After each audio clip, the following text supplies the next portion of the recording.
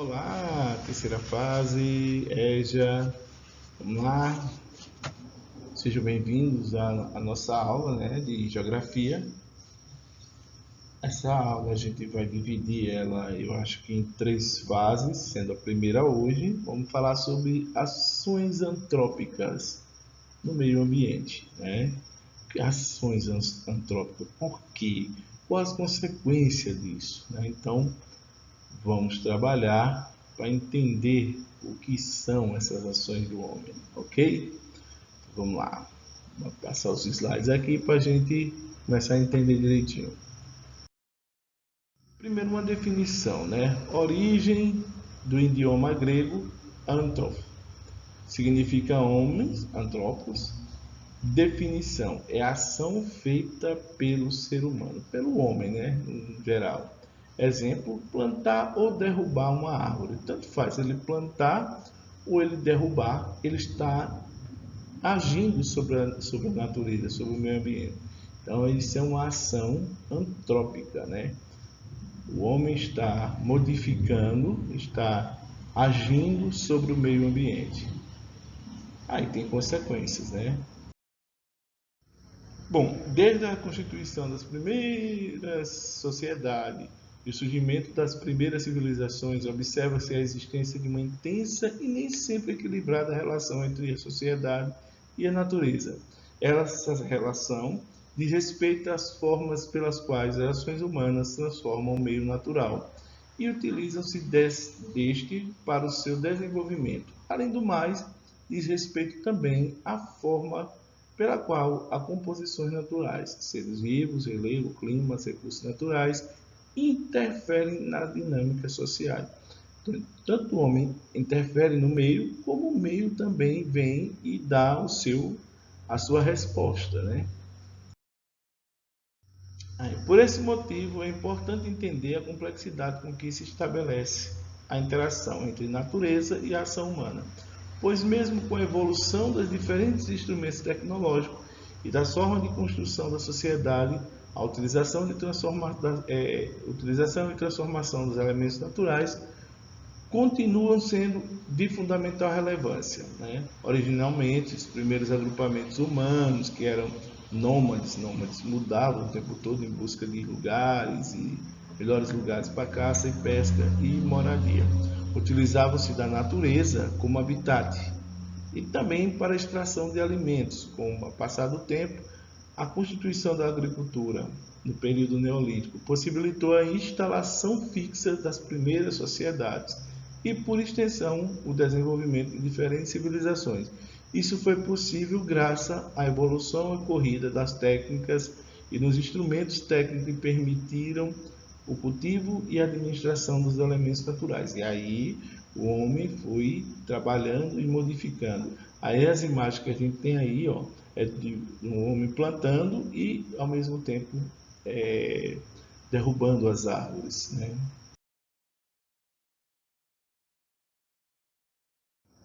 Bom, com o tempo, as sociedades tornaram-se cada vez mais desenvolvidas e, consequentemente, produziram transformações cada vez mais avançadas em seu sistema de técnica, gerando maior poder de construção e transformação dos espaços geográficos e os consequentes impactos sobre a natureza. Portanto, a influência da ação humana sobre a dinâmica natural tornou-se gradativamente mais complexa. Essa influência acontece de muitas formas e perspectivas, como é o caso das consequências geradas pelo desmatamento, retirada dos recursos do solo, alteração da forma de relevo para cultivo, para as técnicas de terraceamento, desenvolvidas pelas astecas, e etc. Após o século XVIII, com o desenvolvimento da Revolução Industrial, podemos dizer que os impactos da sociedade sobre o meio natural intensificaram-se de maneira jamais vista, propiciando a união de fatores que levou ao aceleramento dos impactos ambientais. Mas é preciso considerar que a natureza também gera impactos sobre a sociedade.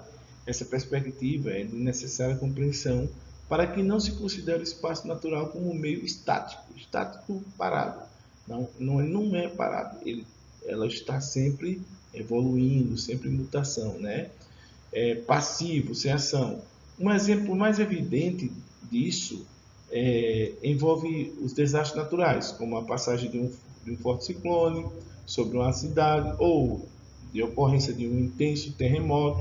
Essas são apenas algumas das muitas formas com que a natureza pode gerar mudanças no espaço geográfico e na constituição da ação humana. Em muitas abordagens, considera-se que há uma interação muitas vezes caótica e até reativa entre a natureza e a sociedade.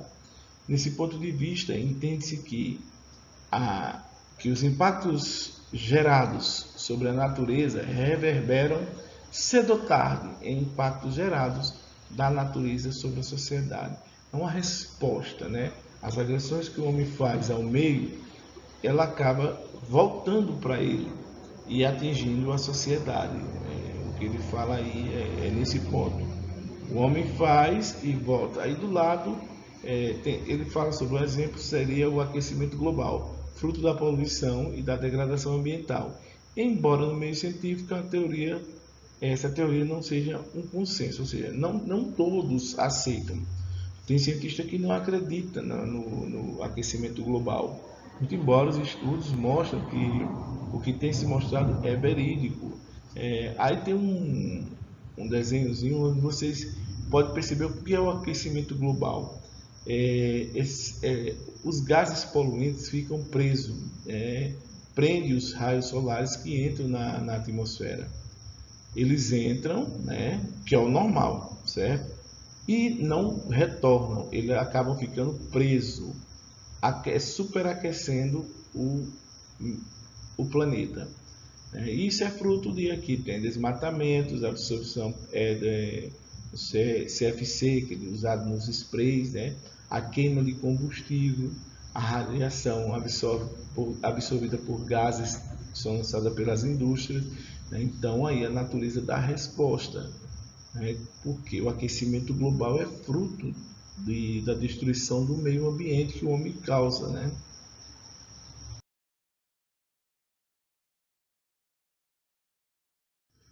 Portanto, é preciso considerar que, independente da forma com que se estabelece essa complexa relação entre a natureza e a sociedade, é preciso entender que os seres humanos precisam conservar o espaço natural.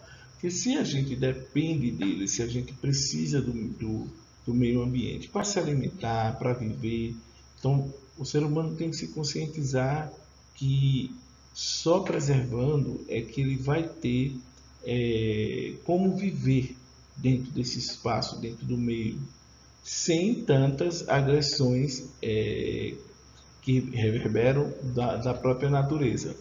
Pode existir o homem e pode sobreviver da natureza sem precisar tanto degradá-la, né?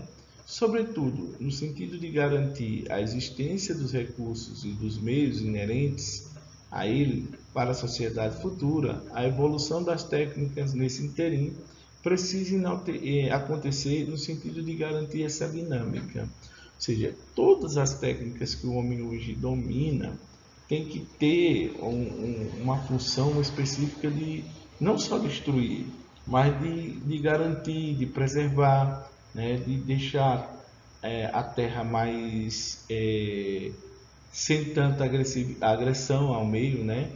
Porque ele depende da natureza em si. E o que ele fala aí é que tem toda esse conflito do homem com as ações antrópicas sobre o meio, né? Desde lá, do princípio, quando ele começou a trabalhar a agricultura, a pesca, porque não é só na parte da terra, né, da planta, é no contexto geral que o homem faz essa agressão ao meio. Então, é preciso que haja uma conscientização melhor, né, que o homem aprenda que do recurso que vem da natureza é que ele sobrevive, né? Mas, infelizmente, ele ainda tem que trabalhar muito o lado da preservação ecológica e a conscientização do que, como tem uma música que diz assim, quem brinca com a natureza envenena a própria mesa, né? Porque quando vem a força dela, quando você não existe defesa. Então, o homem precisa estar mais atento a esse tipo de agressão que ele provoca na, na natureza, né?